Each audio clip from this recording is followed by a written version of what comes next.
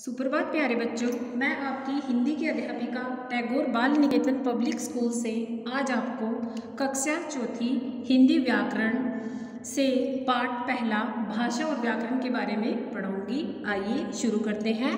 आज अपना उपविषय भाषा और व्याकरण, जो कि हमारा कक्षा चौथी का पहला पाठ है। मनुष्य एक सामाजिक प्राणी है। उसे अपने मित्रों, परिचितों का मतलब होता है परिचित, जिनको आप जानते हो।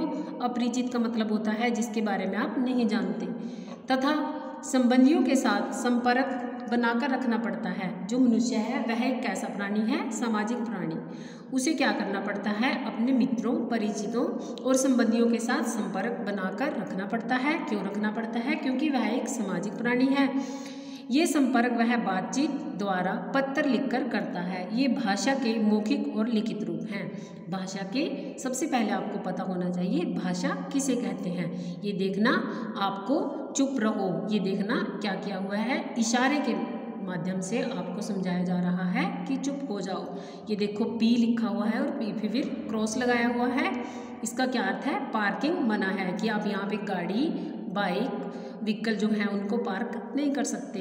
पार्क वहाँ पे आपने पार्किंग वहाँ पे नहीं करनी है। रुको का मतलब क्या है? स्टॉप। इस बच्चे की यूनिफॉर्म पे क्या लिखा हुआ है? स्टॉप। स्टॉप मीन्स रुको, कि रुक जाओ।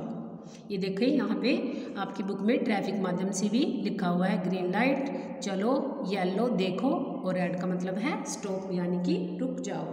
आइए, संकेतों का प्रयोग केवल पास रहकर ही वर्णित किया जा सकता है। दूर बैठे लोगों तक अपनी बात पहुंचाने के लिए अन्य साधनों का प्रयोग करना पड़ता है।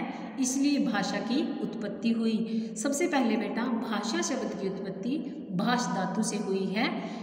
जिस भाषा किसे कहते हैं? जिस माध्यम के द्वारा हम अपने मन के भाव एवं विचार दूसरों के तक पहुंचाते हैं और दूसरों के भावों एवं विचारों को ग्रहण करते हैं। ग्रहण करने का मतलब क्या है? समझते हैं, उसे भाषा कहते हैं। आइए दोबारा से देखते हैं, भाषा क्या है? भाषा किसे कहते हैं? भाषा एक ऐसा माध्यम है जिसके द्वारा हम अपने मन के भावों एवं विचारों को दूसरों तक पहुंचाते हैं और दूसरों के भावों एवं विचारों को ग्रहण करते हैं, उसे भाषा कहते हैं। भाषा का प्रयोग दो प्रकार से होता है, बोलकर और लिखकर। वैसे बेटा भाषा का प्रयोग तीन प्रकार से होता है, बोलकर, लिखकर या संकेत के माध्यम से। जैसे इस बच्चे के होठों पर उंगली रखी हुई है और यह हमें क्या इशारा कर रहा है? कि चुप हो जाओ।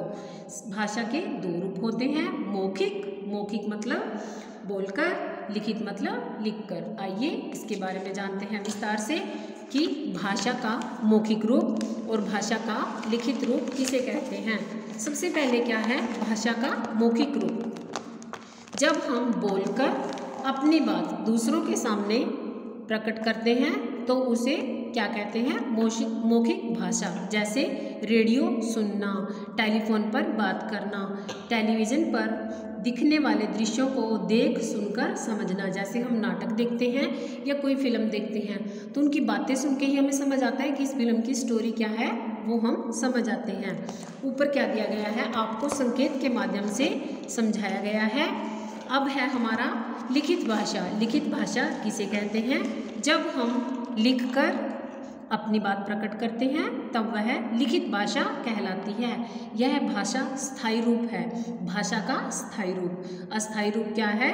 बोलकर बताना। मौखिक रूप को आप अस्थायी रूप कह सकते हो और लिखित रूप को हम स्थायी रूप कहते हैं। अब है हमारा यह भी जाने, लिखित भाषा का प्रयोग हम कहाँ कहाँ कर सकते हैं और हमारे राज्य में कितनी भाषाओं को मान्यता प्राप्त है। संसार में अनेक भाषाएं बोली जा सकती हैं, बोली व समझी जाती हैं। जैसे अंग्रेजी, फ्रेंच, जर्मन, जापानी, चीनी, रूसी, संस्कृत, हिंदी आदि। भारत में भी अनेक भाषाएं प्रचलित हैं। भारत में 22 भाषाएं ऐसी हैं जिनको मान्यता प्राप्त है। 22 भाषाओं को भारत में मान्यता प्रदान की गई है। ये भाषा वो लिखी हुई हैं: हिंदी, तेलुगु, कन्नड़, पंजाबी, उड़िया, मलयालम, कश्मीरी, मराठी, कोंकणी, नेपाली, बांग्ला, तमिल, गुजराती, संथाली, उर्दू, असमिया, संस्कृत, सिंधी, मैथिली, मणिपुरी। भारत की राष्ट्रभाषा हिंदी है। हिंदी की लिपि देवनागरी है। लिपि के बारे में हम अपनी दूसरी वीडियो में क्या है वर्णन करेंगे उसका, और दूसरी जो लिपि क्या है, व्याकरण किसे कहते हैं, लिपि किसे कहते हैं, इसके बारे में हम अपनी अगली वीडियो में जानेंगे। घर पर रहें, सुरक्षित रहें। धन्यवाद प्यारे बच्चों।